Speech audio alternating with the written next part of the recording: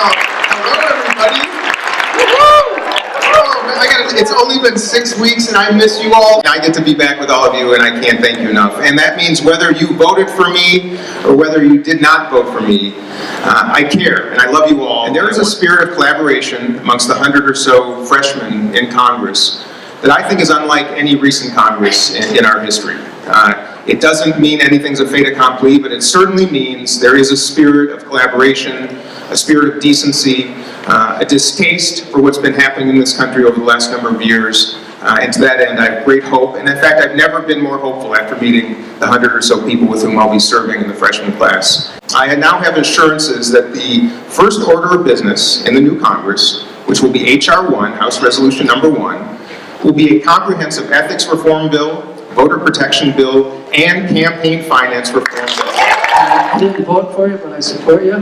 Thank you. And I was encouraged by the words you said tonight about working across the aisle. My biggest concern is, what are you guys going to do about the $22 trillion debt? Thanks for coming, and thank you for your sentiment. And the debt, I'll tell you, one thing that disappoints me about the Republican Party lately is the abdication, if you will, of that platform of fiscal responsibility. I am fiscally responsible. I'm terribly concerned about the debt.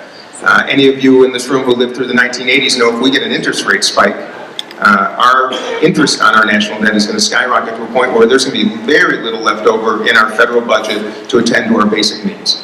I think the biggest problem in Congress generally is that people are rewarded when they spend money, and they are not rewarded when they conserve money. I intend to be a voice of reason. Nobody has a magic wand that we can solve the deficit and budget issues immediately. But everybody in this room should be aware that the forthcoming budget for 2019 reflects a $1 trillion deficit. As for the Green New Deal and climate change, I believe in science.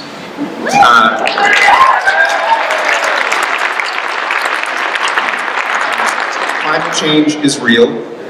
I believe, like campaign finance reform is to affecting change in Congress, climate change is as to affecting the future of the entire globe. And we have got to start coming to terms with reality. And this should not be a political issue, it should not be a partisan issue. This is a factual issue. So the fact of the matter is, yes, I am so disappointed that the President of the United States of America has tried to withdraw us from the Paris Climate Accord. It is not the end-all be-all by any stretch, but we shouldn't just be at that table, we should be leading that table. I'm not too young to be on the Ways and Means Committee, but I don't have the tenure typically to be on the way. And by the way, that's a big deal to me. And it's a big deal to a lot of the new freshmen in Congress because we believe that tenure should be matched with talent to determine your committee assignments. 3 of my predecessors, as you know, I'm the first Democrat to serve and the third since the 1958 election, since 1960. Bill Frenzel, who was a remarkable and a wonderful Republican congressman from the 3rd District, he served on the Ways and Means Committee. Jim Ramstad served on the Ways and Means Committee, and Erik Paulsen. So 3 of my predecessors have served on the committee. It's an important one, and I think my background in business and in healthcare frankly deserves at least consideration, and I have asked in very strong ways that I be considered for it. And working with my fellow freshmen, we have negotiated with leadership. It's one of our contentions is that there are not enough opportunities for newer members of Congress to be at the table. So I can't promise, I don't know, in fact I think it's still unlikely, but I've made it clear that I do aspire to it. We call these exclusive committees, Ways and Means, Energy and Commerce, Appropriations, so forth. They're very desirable for a lot of reasons. Yes, they're influential, but it's also where a lot of the PAC money comes. It's where all the PAC money comes. That's why so many members of Congress crave those committee assignments, because they get handed PAC checks when you join them, because people are trying to buy influence.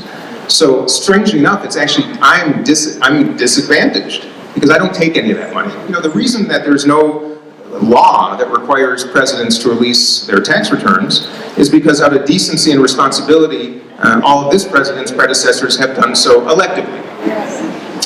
I mentioned H.R. 1, the bill that Leader-elect Pelosi has agreed to make number 1, job number 1.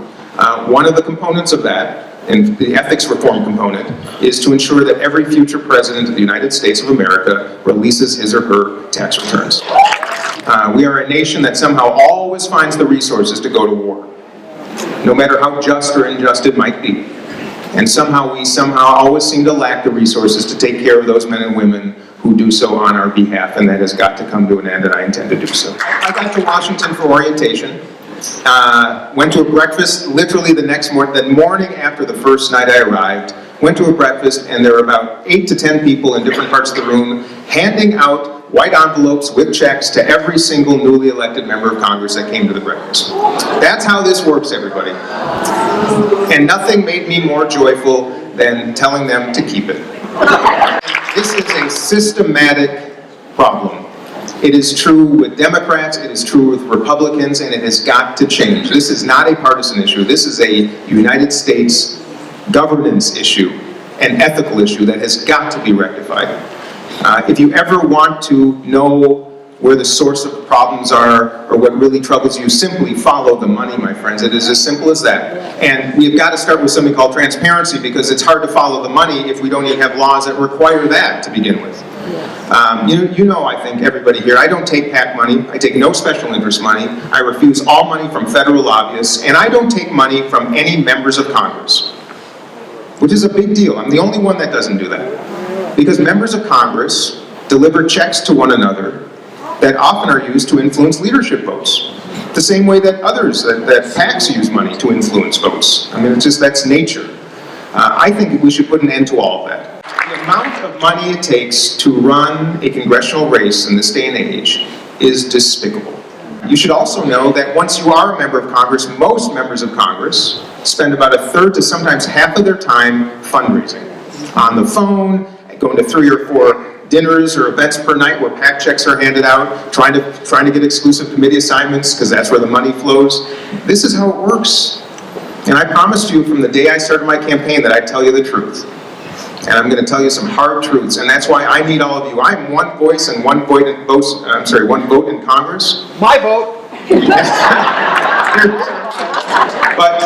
But my vote has got to be complemented with every one of you in this room and thousands of you throughout Minnesota and millions throughout this country if we're going to affect change. And it has got to start with all of you. And that's my request. It's a quid pro quo. I'm going to do my best. I'm going to force change wherever I can. I'm going to build coalitions to make sure that change happens. I'm going to be transparent. I'm going to play by some rules right now until I can change them. But instead of Congress telling the military often what it needs, perhaps we should listen a little bit more to what is really needed for 21st century defense of our nation, which increasingly is not old-fashioned warfare, it's cyber defense, and it's intelligence, and it's investing it's using our foreign aid to go further upstream to prevent some of the conflicts and tragedies that we see happening every day and prevent us from having to go into nonsensical wars. I support the Second Amendment. I'm a firearm owner, and I believe we need gun violence prevention policy ASAP, plain and simple. And I represent tens of millions of people in this country who are in the same boat as me, and it is achievable. I ask that you all start referring to it not as gun control, but as gun violence prevention. Among 80-some% of this entire country, Democrats, Republicans, Libertarians, and Independents all agree on universal background checks. The only reason it hasn't happened with that kind of approval and demand is the money in politics, plain and simple. That's the only explanation. Every time I walk into a school now, you know what I'm thinking about. Yeah. And that is not how we should be living. That is certainly not how our kids and their teachers and administrators should be feeling in schools. And it's not just in schools. This is everywhere. The entire ethos of this campaign, which was everyone's invited. And it starts with nights like this, and you ask how you can all play a role in moving that ball forward and perhaps changing this entire country. Start inviting people who disagree with you to have conversations. You know, create a club, create a dinner. If every one of you made it an intention in the new year to put together some small gathering, some forum, some group, some meeting, to just sit down and chat with people in a respectful, decent way where you came to listen to people's life stories so you understand the lens through which they view policy and issues in this country, and then agree to have a conversation about the biggest issues facing the country, healthcare and gun violence and taxes and you name it.